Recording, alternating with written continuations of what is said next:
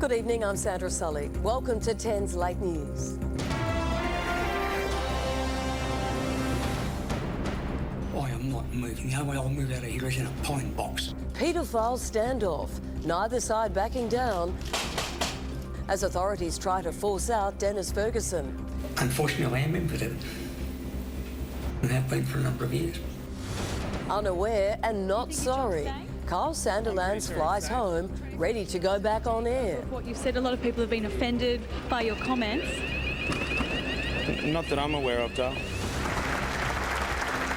Bowing out with nothing to lose, Brendan Nelson delivers a Liberal serve. Plus the mysterious adventures of Clyde the cat, found 4,000 kilometres away, finally home after 3 years. Never dreamt he'd come back. Hi, I'm Brad McEwen. In sports tonight, a key Magpies bold bid to play against Geelong. Broken bone normally takes 6 weeks to heal and play, so you can only cross your fingers, I guess. Scott Pendlebury is back training 10 days after breaking his leg. And Max remains in the mix at St Kilda. My little daughter, Nikita, she wants him in as well. South Sydney coach Jason Taylor fronts the Rabbitohs board. What a shot that is. And a rejuvenated Ricky Ponting hits England for 6. And that's an even better shot because he's got inside this time. And that's 6 more.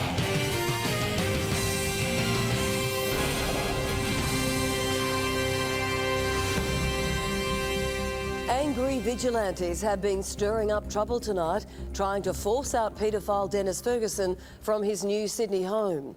Police have been appealing for calm, while the 61-year-old has made some extraordinary comments about his neighbours.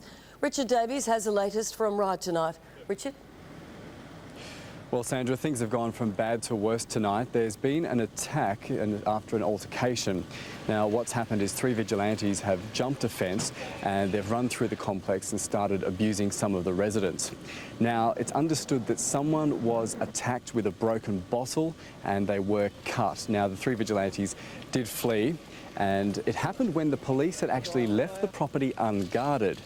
Now, despite this escalation, it seems that Dennis Ferguson is adamant he's staying put. Behind closed doors with a convicted pedophile. This is the house Dennis Ferguson has been refusing to leave, digging his heels in for 3 days despite angry protests. Why do I stay put? I'm not going to be a football for some... And he has a message for the neighbours who want him out. Unfortunately, I am impotent. I'm not interested in your family. I'm just living my life and that's it, end of story.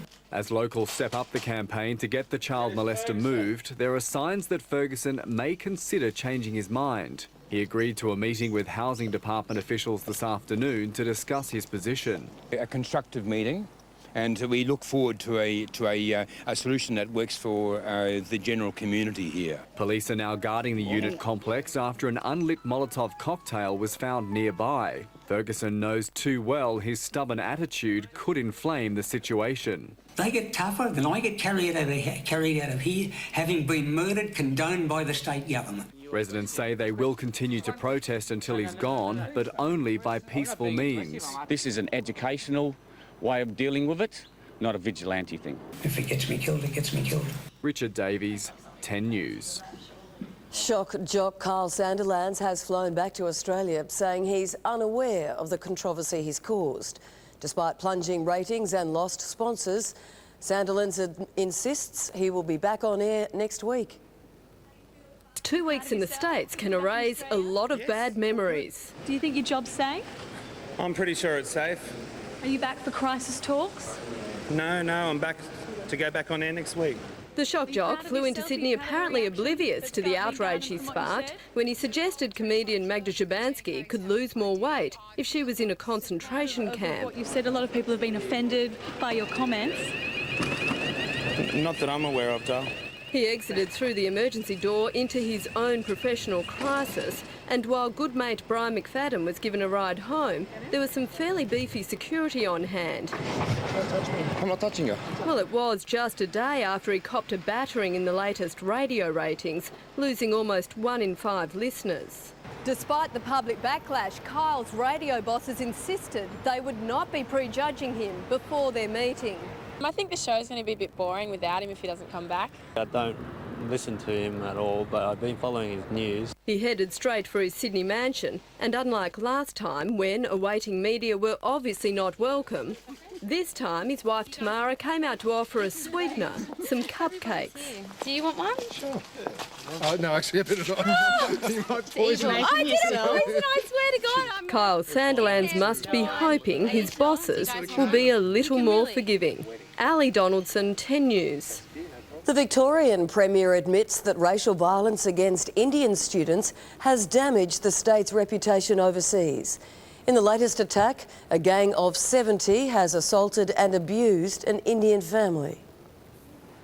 The face of Victoria's latest racial attack. Sukhdeep Singh is too scared to stay in Australia after a Saturday night of playing pool with his family ended in violence.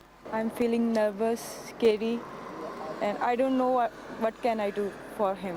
The 25-year-old was with his uncle, brother and cousin when a woman approached and made a racist remark.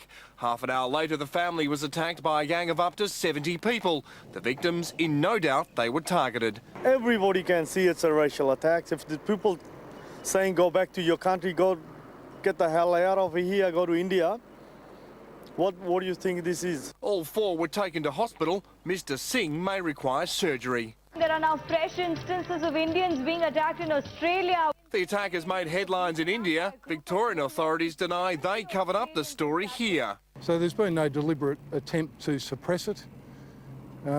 It's just part of a normal police procedure and investigation into an incident. This latest attack comes just days before the Victorian Premier jets off to India on a goodwill mission, in part an attempt to repair the state's battered reputation. Some of the events over the last few months have damaged our brand. It's a bit scary now just to go out.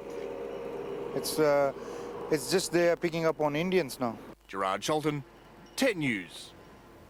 Malcolm Turnbull says he might be Prime Minister in a year. The comments mark 12 months since Brendan Nelson was dumped as federal opposition leader.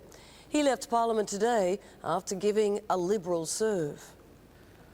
With characteristic emotion, Brendan Nelson said goodbye. I thank the Liberal Party for believing in me and giving me extraordinary, undeserved opportunities. Reflecting on 13 years in Parliament, he nominated his toughest challenge as not leading the party, but serving as Defence Minister. It was far more demanding than being opposition leader, which was difficult in different and less important ways. And although 1 year ago it cost him the leadership, he's still fighting the battle against signing up to an emissions trading scheme before the climate change conference in Copenhagen. Before knowing what the three major emitters will do, defies not only logic, it also violates Australia's best interests. That defies Malcolm Turnbull's push to negotiate amendments to the ETS and deny the government a double dissolution election trigger. The sceptics have gained ground, and the evidence is that the coalition is splitting on this issue. For Malcolm Turnbull, there's no anniversary party. He's still struggling in the opinion polls. And although he used the issue to seize the leadership, tackling climate change is still causing him internal grief. Despite the challenges, he says he enjoys every minute. I may be Prime Minister within a year, you don't know. So, no, I will lead the opposition to the next election and we will win that election. But before that chapter, his predecessor closed the book on his time with a tribute to the woman who made him remove that earring. I thank you. Whatever people think of me, and I know it was harsh, Gillian Adamson would have made an outstanding First Lady.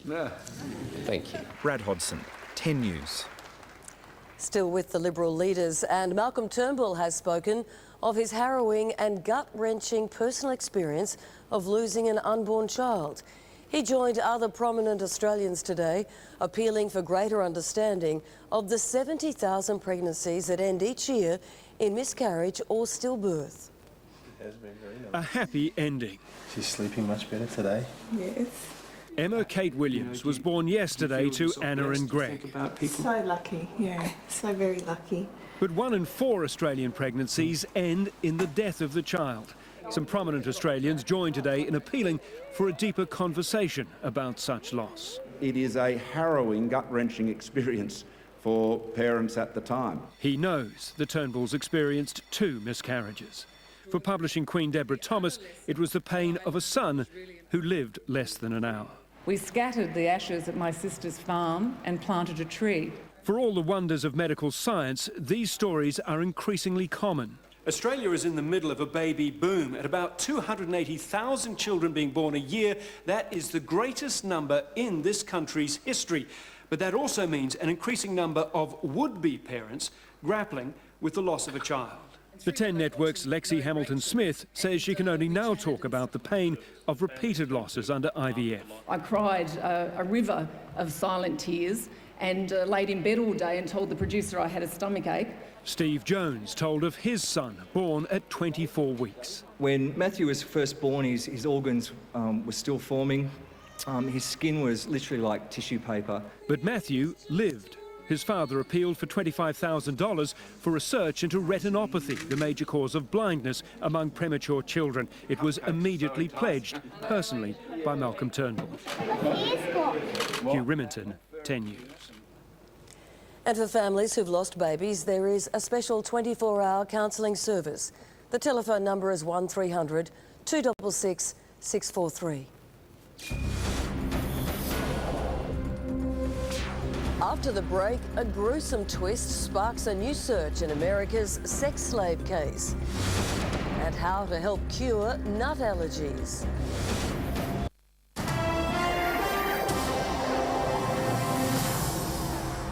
Welcome back. You're watching 10's Late News. There is promising news tonight about the potentially deadly allergy to nuts.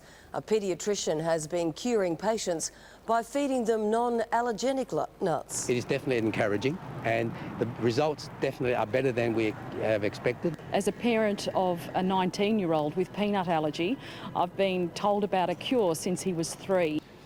The doctor says under no circumstances should people try to cure or try the cure without proper advice from an allergy expert. There's been a grim development in America's kidnapped sex slave case.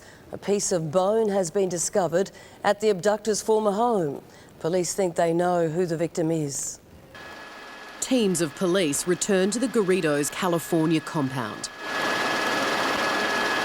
In the backyard where it's alleged Philip and Nancy Garrido held and abused JC Dugard for 18 years, they're again searching through the rubbish and the sheds for more young victims. These people who commit these offences tend to be predatory and tend to have multiple victims.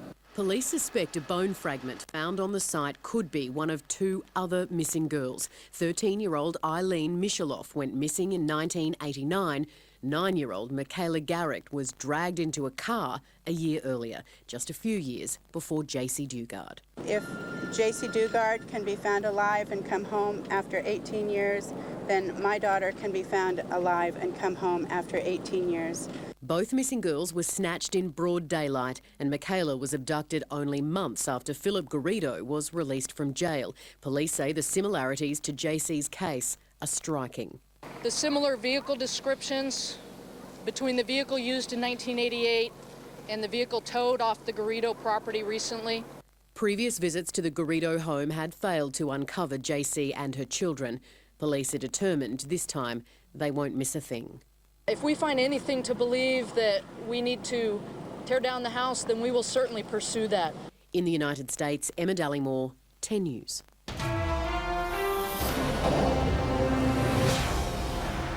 A bumper day on the Australian share market today, recording a new 11-month high. Telstra shares bounced back, reversing almost all of yesterday's fall. Tom Petrovski's at CommSec tonight. Tom, yesterday's plunge appears to be just a knee-jerk reaction now. Well, it certainly was a widely watched stock today, Telstra, Sandra, and part of the reason was because of yesterday's government announcement. And today, brokers weren't nearly as dire as what they were expected to have been in their assessment of the situation, largely citing a significant removal of regulatory risks. So Telstra shares were able to recover almost all of the ground that they lost yesterday. But on balance, the most positive influence on the market today came from US developments last night, where we saw much better than expected readings on retail sales and manufacturing data.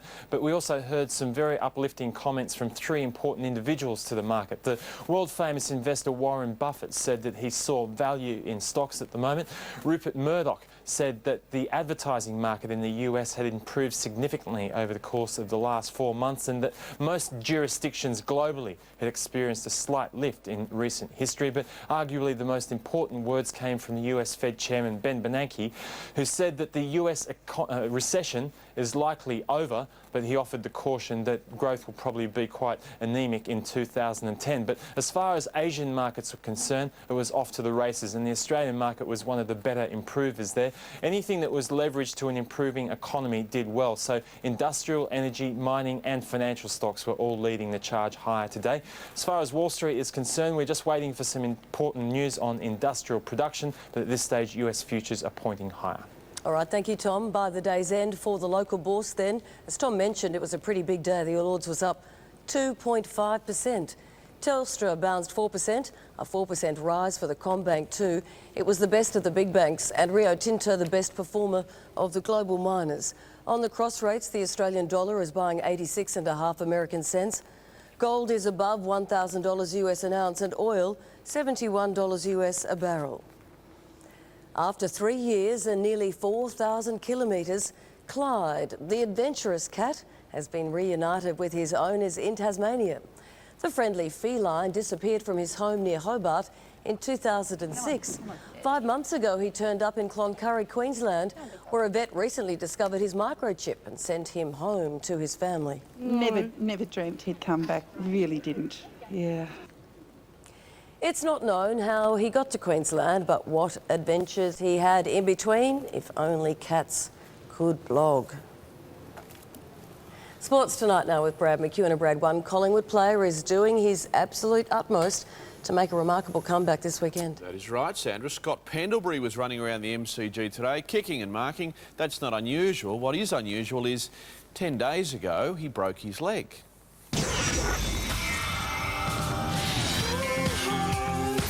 Also tonight, the world according to Warney. Yeah, I do feel a bit older. Obviously, I'm 40. Alicia Mollick's tennis comeback. Kim left the game when she was at the top, and she's just started back at the top. It's certainly inspiring. The cranky Yankees go toe-to-toe with Toronto.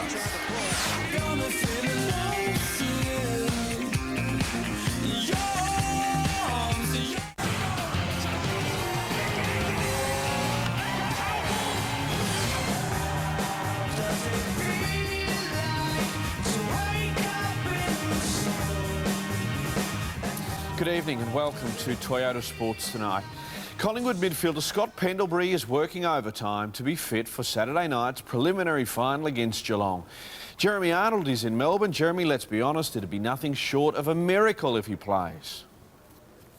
Brad, Scott Pendlebury has given Magpie fans hope after he made it through training today. While his chances of playing are slim, his hopes will rest on how he pulls up tomorrow. 9 days ago, Pendlebury was having a plate and screws inserted to mend his broken leg. Today, he was training in balmy conditions at the MCG. And while the Pies desperately want him there on Saturday night, he's been ruled a long shot. He's looking after his body. He had the operation straight away. But it's, a broken bone normally takes 6 weeks to heal and play. So you can only cross your fingers, I guess. Josh Fraser and Dane Beam's odds of playing Geelong are improving by the day. Not so Anthony Rocker, whose career looks to be over. They're a tight-knit bunch down at St Kilda, but even Ross Lyon's family are frowning at the decision to play Zach Dawson over favourite son Max Hudgton. Kirsten said something to me over breakfast too about Max. My little daughter Nikita, she wants him in as well. The Play Max campaign is gathering massive support. Even the King of Spin is hoping to turn Lyon around. It's a tough situation. For me, I'm a Saints supporter, so whoever they put on the park will hopefully do the job. But I do feel for Max, and I reckon there's always a spot in my team for Max Hudgton. Who does Dawson and Blake play on down there? Well, that's the dilemma. Shane Warne's is that his name? Yeah, Shane Warne's a terrific St Kilda supporter. You know, Grant Thomas is an important part of our history.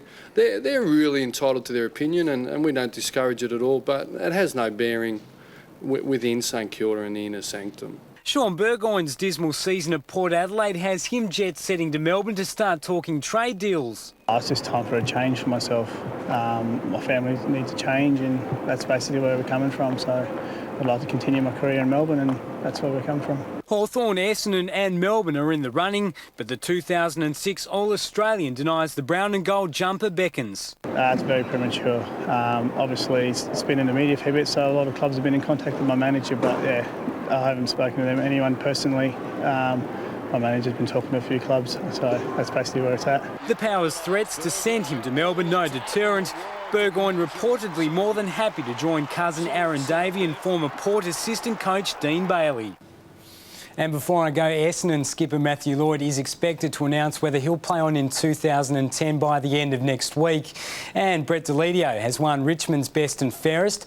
He pipped Daniel Jackson to make it consecutive Jack Dyer medals. Back to you, Brad. All right, thank you very much to Jeremy Arnold in Melbourne. Rugby League now, and St George Illawarra is refusing to take the bait from Brisbane coach Ivan Henjak over the prospect of losing Saturday night's sudden death semi-final. But the Dragons are telling everyone they're a tight unit. Leanne West has more. Thanks, Brad. As you're about to see, there's clearly a whole lot of love among the Saints. Now, yesterday, Broncos coach Ivan Henjak reminded the Dragons that they could become the first ever minor premiers to crash out in week 2 of the final series. Here's the response. I haven't really talked about it, to be honest. You know, we're just a really tight-knit bunch of blokes, and you know, sort of stick together, and you know, we all like working hard for each other. So how are the Dragons dealing with sudden death footy? Yeah, look, we haven't really spoken about it, to be honest. It's you know, we're really a good bunch of mates, and you know, we really enjoy training with each other. About all we learned in Wollongong today was that Jamie Soward's the goose of the week. We thought we might get something a little different from the happiest dragon at the opening of a sports theatre in Sydney tonight. One win out of the last 4 or 5 games. It's a bit disappointing, but I just know we're a pretty tight unit. To Brisbane now, where the Dragons' opponents have a bogey of their own. No finals wins at Suncorp Stadium. There's pressure on both teams. And we're playing at home. I guess, you know, the record of 0-6, you know, puts a bit of pressure on us to try and change that. A potential changing of the guard in the Kangaroos' engine room, with Petro Civoniceva no guarantee of being fit for next month's Four Nations tournament. Worst case scenario, no Petro and certainly no Pricey, that there will be a reinventing of that position. Yeah, so it's a big chance for, you know, all the props in the game at the moment. Sheens' West Tigers have stood down forward Dane Laurie, who's been charged with assaulting his partner. Meantime, South Sydney board members headed for Coffs Harbour today to meet with club owner Russell Crowe. One of the top items on their agenda, the future of coach Jason Taylor, who's facing the sack over his pub punch-up with player David Farlongo. The Rabbitohs released a statement this evening saying they won't be rushed into their decision. Taylor will learn his fate tomorrow afternoon. Brad. Thank you, Leanne. That will be very big news. Australia 5, England 0. That's the headline we dreamt of at the completion of the Ashes. And while we didn't come close in Test cricket, that is the current scoreline in the one-day series after Ricky Ponting led a terrific Aussie run chase at Trent Bridge. Arrested Ricky Ponting was in a feasting mood against some smorgasbord bowling. Oh, what a shot that is. That is a magnificent stroke. That's a long, long way back. There were some close shaves. He survived a stumping attempt, and Strauss couldn't hang on to a white-hot cover drive that brought up his 50. But in this sort of mood, there is no one better. He went from 85 to 97 in 2 hits. And that's an even better shot because he's got inside this time, and that's 6 more. The 100, his first since February last year. And there it is immediately. Fantastic centre this by Ricky Ponting. He fell for 126 off just 109 balls, with his team 39 short of the victory target of 300. Down the ground, catch that. And he has done. He hit the ball well right from the start tonight. I felt really good. So, you know, times like that don't come around all that often where you go out and hit everything in the middle from the start. So it was nice to get some time in the middle and get a few runs. Cameron White and Mitchell Johnson saw the Aussies home with 10 balls to spare. And that's the end of this game. That's gone all the way. Earlier, all the the England batsmen chipped in to help them get to 299. They were helped by some indifferent fielding. Man comes round, sets himself, takes the catch. No, he doesn't. And Morgan belted a rapid-fire 58 as they set the Aussies 6 and over. That could be 6. It's a big 6. Australia has won 5 on the trot and is now aiming for a 7-zip whitewash. Rob Waters for Sports Tonight. It was vintage Ricky Ponting as he pummeled England's attack. The Aussies in terrific form ahead of the Champions Trophy later this month in South Africa. Well, despite last night's result, Australia's greatest spinner claims there is no room left for the 50-over version of the game. Shane Warne says it's likely only 2020 and Test match cricket can survive. According to Shane Warne, matches like last night are going the way of the dinosaur. The 50-over game set to be squeezed out of the cricket calendar. I think there's only room for 2 forms of the game in cricket. I think 2020 cricket and Test cricket should be it. You know, for the 2020 Big Bash and domestic cricket is getting bigger and bigger. While happy for his former teammates, he thinks they're being overworked over there. I think 7 one-days after 5 Test match series, 2 2020s and 7 one-days. It's ridiculous there's so many one-days. There's not one player in that England side you go, oh, I don't want to bowl to him. I'm afraid of him. So they've got a pretty poor side. And I think Australia's starting to hit the straps and they were hurting after the Ashes. It's good to see him bounce back and play well. The all-time great acknowledging that his mate Freddie Flintoff's new freelance model of a globe-trotting cricket gun for hire could be the way of the future for the stars of the game. And I think you'll see a few players that have played for a long period of time and say, you know what, I can play IPL, I could maybe play for one of the domestic sides in Australia or South Africa at 2020 time, and then I can go back to England and play 2020 or one-day cricket or whatever it is they want to play. And he's advocating the use of internationals parachuted in to bolster our own 2020 comp, with Murali to wear the blue cap on the MCG. He's been booed a few times here in Australia, so they might get a few cheers this time, which would be nice. But I think him and Johnny Bravo, or Dwayne Bravo, they'll both be good additions to the Vicks. The Spin King talking up a new early detection test for hair loss, but definitely more tight-lipped about any permanent reunion with wife Simone Callaghan, who was a star attraction at his recent 40th birthday bash. Yeah, look, she just came along. We're going well. Ian Cohen for Sports Tonight. The wooden spoon awaits the loser of Saturday night's Tri-Nations match between the Wallabies and the All Blacks.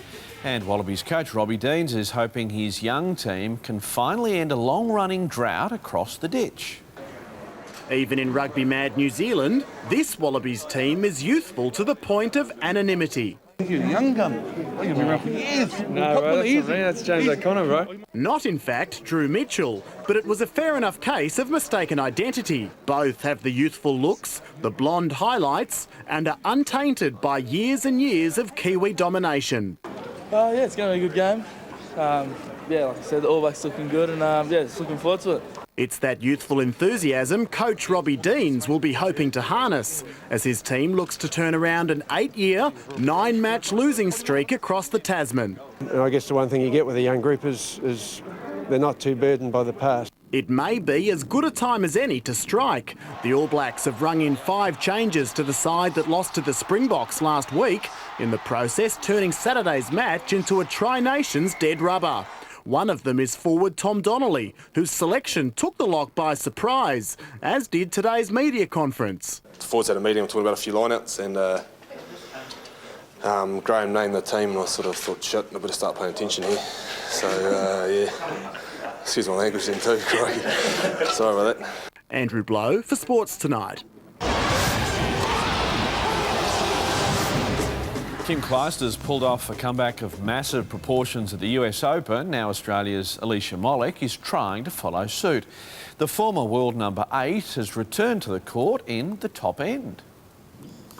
This time last year, Alicia Molik had had enough of tennis. After a frustrating 3-year run with illness and injury, she decided to call it quits. But in Darwin today, she was giving it another try. I've sort of gone full circle, you know. I've sort of reached one stage of my career, almost the pinnacle of tennis, and, you know, I'm back playing again, but I've always loved the game of tennis. 12 years ago, she won the national 16 and under title on the same courts, and she kept a perfect record in the top end intact with a 6-1, 6-2 win over Brit Emily Weatherly-Smith. Kim Clijsters' efforts at the US Open spurring on the 28-year-old. Kim left the game when she was at the top, and she's just started back at the top. It's certainly inspiring. My comeback will be slightly slower, slightly on a different pathway. Also in action, Olivia Rogowska, the 18-year-old Victorian who pushed world number 1 Dinara Safina all the way at the US Open. Today's straight sets win helped in part by her efforts at Flushing Meadows. It's given me confidence and belief that I can, play good tennis. Rogowska is now ranked 164 in the world, a rise of a staggering 200 places since the start of the year. And she's the number 1 seed for the Northern Territory International. Last year I was in the qualifying event for these challenges, so I'm really happy with how things have been going. The Australian Open in her hometown of Melbourne in January, her next major challenge. Neil Cordy for Sports Tonight. Joel Parkinson's world title tilt has hit a speed bump at the Hurley Pro in California. The ratings leader was knocked out by wildcard and former world number 2 Rob Machado in a controversial third round. Rob Machado had the world number 1 on the ropes in round 3. The 36-year-old wildcard led from the start in a wave-starved heat, but as the clock wound down, Joel Parkinson appeared to pull off the great escape. 3, 2, 1, he's up. This is going to count. The Aussie needed a measly 5.77 out of 10 to advance to round 4, and he had the wave to do it, but replays showed Parkinson's hands still on his board as the siren sounded, which means the wave didn't count. It handed Parkinson an equal 17th finish, his worst of the season, and leaves the door slightly ajar for Kelly Slater. The reigning Trestles champion booked his place in round 4 in the very next heat, and needs to win if he's any chance of taking the title fight back to Parco. I just feel like I'm sort of building up, and that's what you got to do. So we'll see. I mean, you always got to get through your next heat, but I feel pretty good overall. A high-flying Dane Reynolds also progressed along with 5 Aussies, including Mick Fanning, Bede Durbidge and Kai Otten. Scott McKinnon for Sports Tonight. Cycling now, and no change in the overall lead at the Tour of Spain, with Cadel Evans still in 5th place. Today's 16th stage was all set for a bunch sprint until many contenders came down in a crash. That left German Andre Greipel to charge away to take the honours.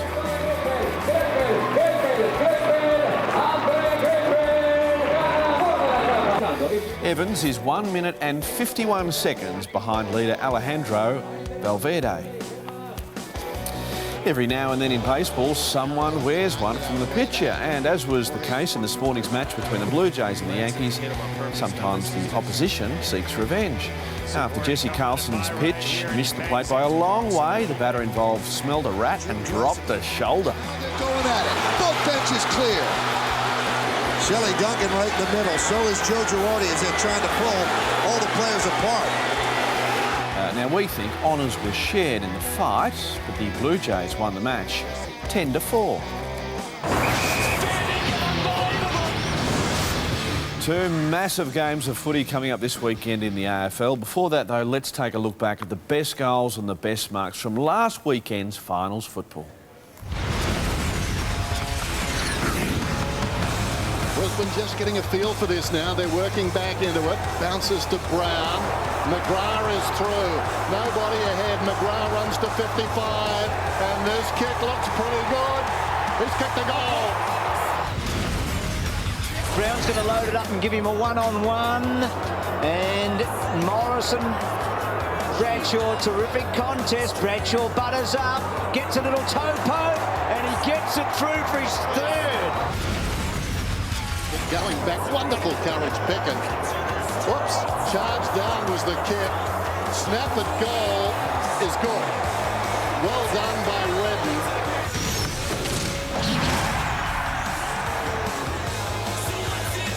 Clark around the outer side. Oh, what a good mark by Brown. Now Anthony, it's got sandwiched between a couple of crows, and a lovely mark taken by Otten. Rutten drills it long. Burton will have another sit here. He goes high! He takes the hanger! You can see him all up close.